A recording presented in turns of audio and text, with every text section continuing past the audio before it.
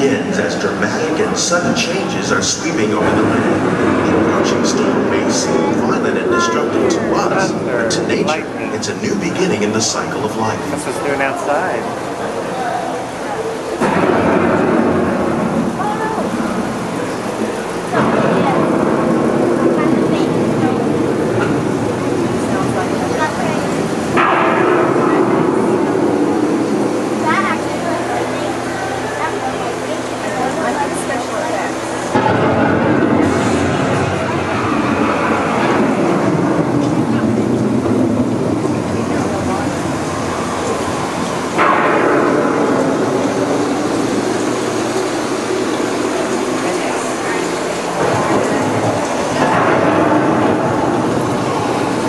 Surface of the land, roots trap water from the flowing mud, extracting precious nutrients and minerals.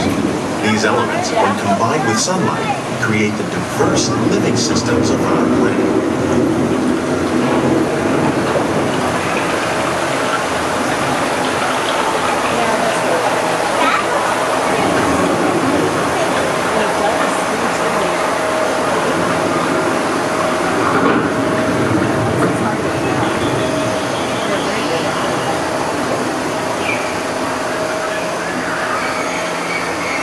One of those living systems is the rainforest, home to the most amazing concentration of life on our planet. These dense and beautiful forests cover only a tiny portion of the Earth's surface, but they contain more than half of its plant and animal species. Rainforests are also extremely rich and productive living systems, providing us with oxygen, food, medicines, and other elements essential to our lives. Butterfly.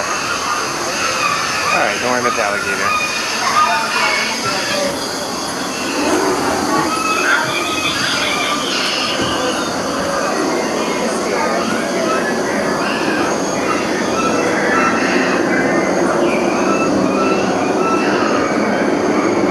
In the desert, nature has created a very different, but no less beautiful living system.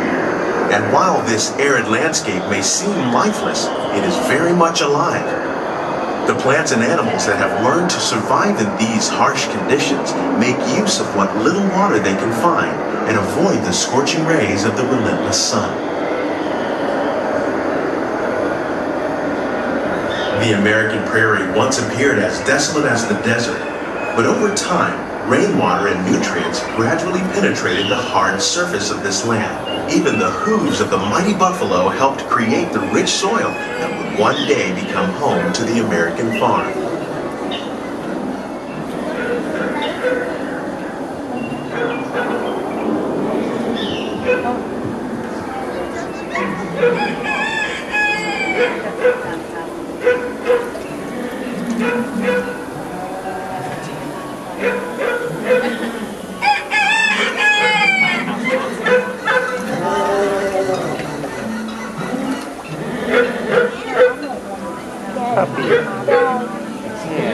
Of all the forces at work on the land, humans have had one of the most profound effects. The need to produce food for a growing world led to the enormous use and sometimes overuse of the land. In our search for more efficient ways to grow food, we often fail to realize the impact of our methods.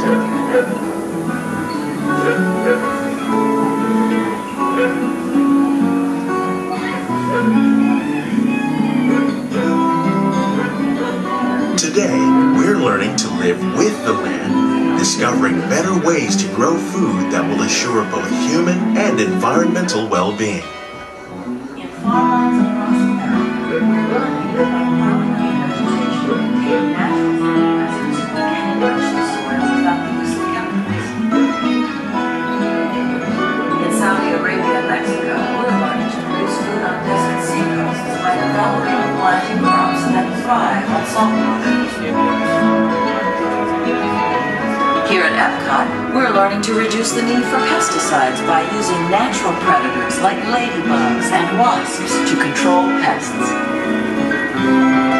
In Japan, we're learning that by adding composted leaves and other plant material to our soil, we can reduce the need for fertilizers.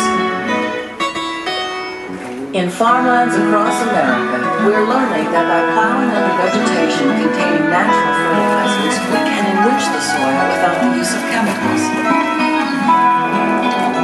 In Saudi Arabia and Mexico, we're learning to produce food on desert seacoasts by developing and planting crops that thrive on salt water.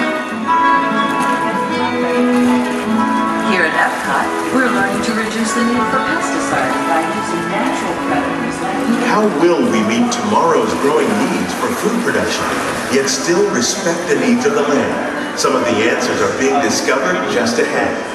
To help us maintain these carefully controlled ecosystems, and for your safety, please remain seated in your boat at all times. As the person stands up.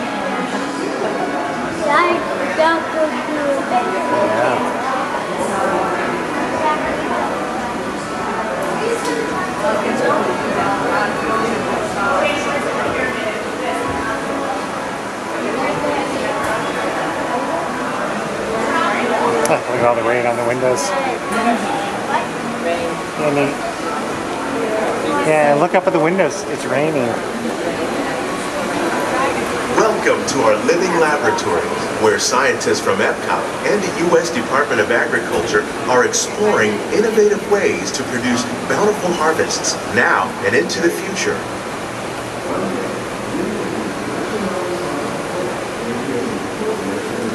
The tropics are home to the greatest diversity of plants on the planet. Many of these, like papaya, bananas, cacao, coffee, and rice, are well known around the world. These are just a few of the edible plants that have been an important source of nutrition for people living in the tropics. Many are rich in vitamins and minerals, while others are well adapted to growing in less than ideal conditions. Some, like the water lily, thrive in wet, swampy areas and waterways. All parts of this plant, even the flower petals, are edible.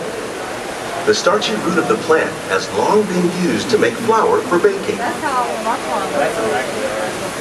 Yeah, that is exactly what I was One day, many of these lesser-known tropical plants may be as important as the bananas growing on both sides of the boat. More than 28 million tons of bananas are eaten annually, making it the most popular fruit in the world.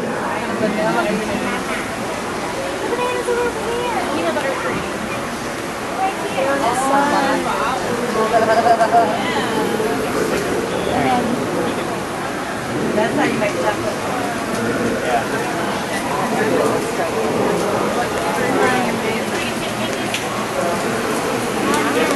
And then leaking.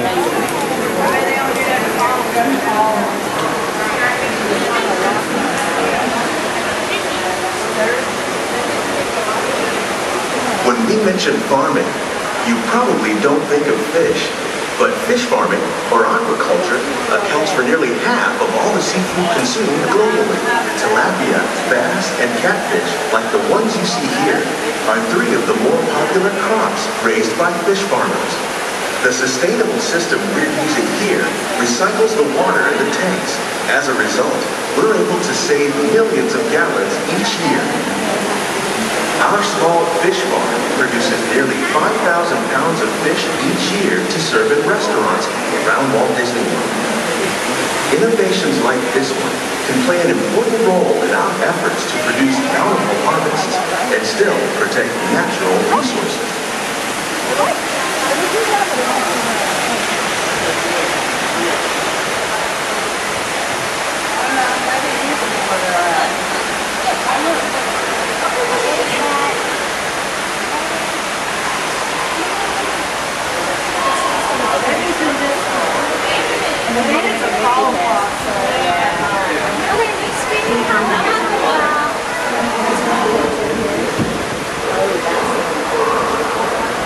While there are more than 50,000 edible plant species in the world, most of us are only familiar with the handful that make up our everyday diet. The common grains growing here, wheat, maize, sorghum, and millet, plus rice, account for nearly 2/3 of our global food consumption. Learning how to increase yields of these staples is an important goal of research around the world. And there's the Mickey head one. All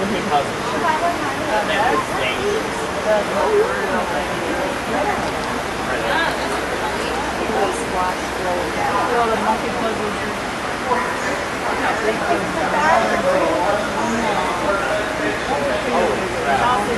These plants are definitely on their way up. Innovative growing techniques like these increase yields while more efficiently using resources like water, fertilizer, and pesticides. Another innovation at work here is our integrated pest management program. By populating our greenhouses with beneficial insects that prey on harmful pests like aphids and flies, we are significantly reducing our reliance on conventional pesticides. We're growing these crops using our nutrient film system. This technique precisely controls and recycles water and nutrients. With it, we can produce over 27,000 heads of lettuce a year in this one small area.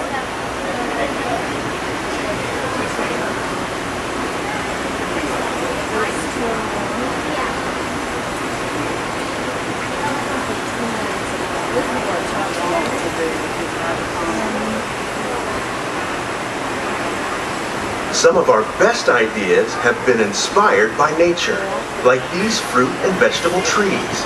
By growing these ground plants vertically, we can increase yields and better control diseases. These crops taste as good as they look. In fact, we serve more than 15 tons of produce from our greenhouses in restaurants here at the Land every year.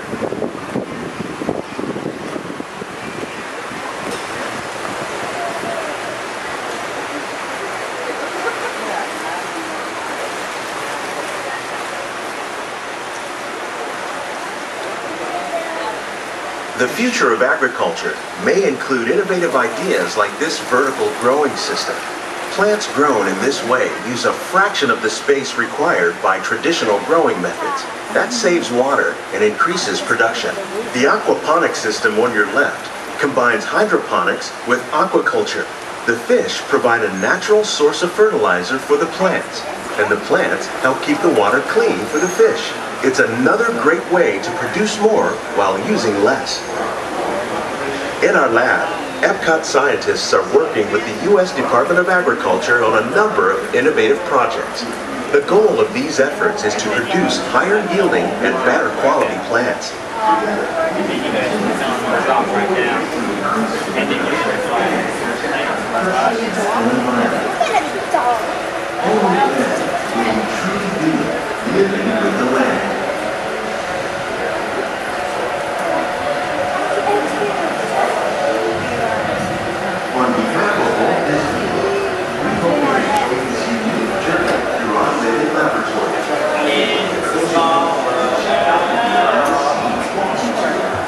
These greenhouses represent just a fraction of the work being done worldwide to produce bountiful harvests for our growing population. Scientists, farmers, and even backyard gardeners are doing their part to improve the quantity and quality of foods that we all rely upon. Together, we can continue to find more ways to increase food production and protect our precious natural environment. Only then will we truly be living with the land.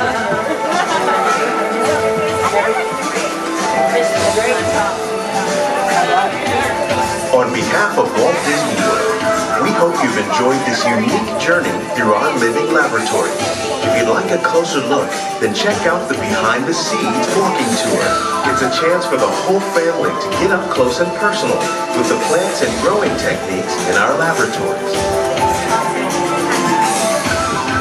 Please keep your hands and feet inside the boat and remain seated until the boat comes to a complete stop.